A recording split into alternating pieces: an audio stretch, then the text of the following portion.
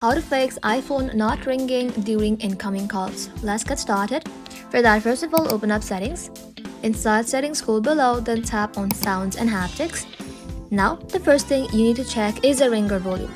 Make sure the ringer volume is turned up, and if it's too low, your phone might not ring at all. So check your ringtone. Simply tap on Ringtone and make sure a tone is selected. You can simply choose a louder ringtone if needed. Now go back and then check the silent switch on the side of your iPhone. If you see orange, that means your phone is on silent mode, so switch it off.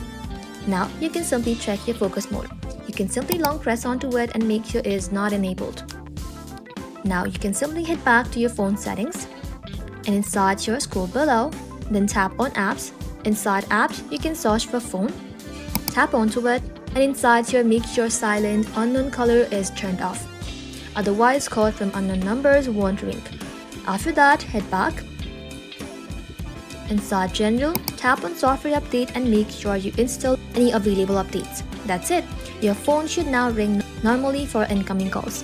Thank you all for watching. If this video was helpful, consider subscribing to our channel and liking this video.